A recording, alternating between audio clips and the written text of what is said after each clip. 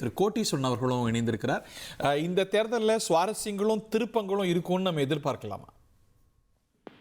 நம்ம எதிர்பார்ப்போம். ஏன்னா பொதுவா ஒரு பத்திரிகையாளர்கள் என்பவர்கள் அதுல ஒரு சுவாரஸ்யம் இருக்கணும், இல்ல வந்து அதுல வந்து ஒரு ஒரு அரசியல் நிகழ்வு இருக்கணும், நம்மளோட அது எதிர்பார்ப்பு எப்பயுமே இருக்கிறது நியாயம்தான்.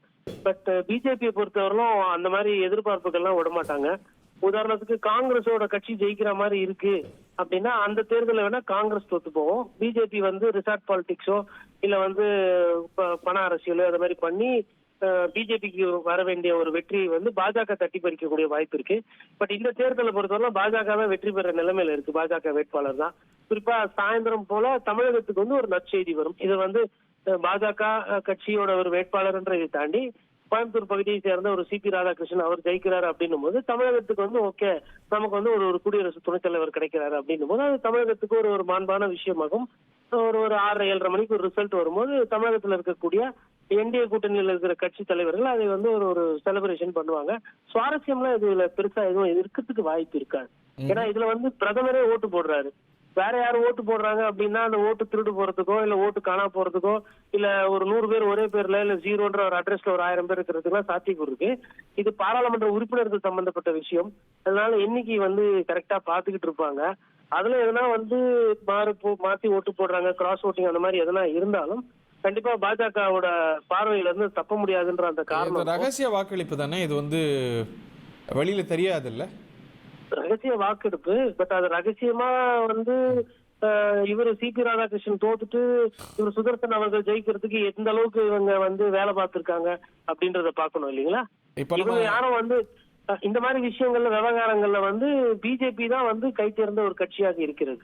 நம்ம இமாச்சல பிரதேசத்துல பார்த்தோம், ஒரு ராஜ்யசபா உறுப்பினர் வந்துட்டு எப்படி காங்கிரஸ்க்கு கிடைக்காம போனாங்கன்ட்டு.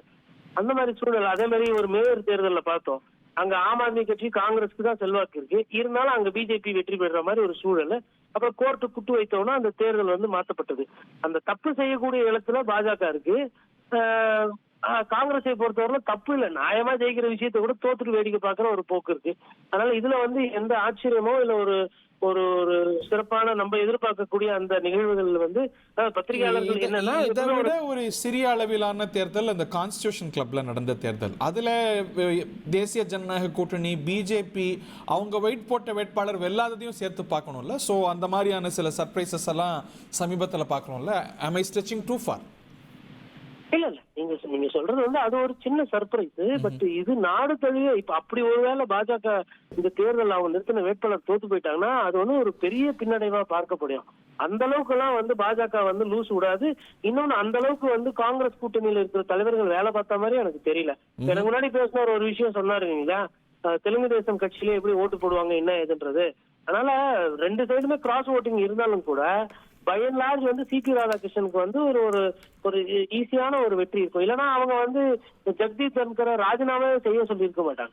ஒருவேளை ராஜினாமா பண்ணிட்டு வேற உறுதி செஞ்சுட்டு தான் இந்த விளைவை உறுதி செஞ்சுட்டு தான் அந்த ஸ்டெப்பே எடுத்திருப்பாங்க அப்படின்னு அந்த ஸ்டெப்பே எடுத்துருவோம். ரொம்ப கேர்ஃபுல்லா. அதாவது தன்கரோட பிரச்சனை என்ன காரணத்துக்கோசரம் அவர் ராஜினாமா பண்ணாரு இன்னி வரலாம் தெரியல.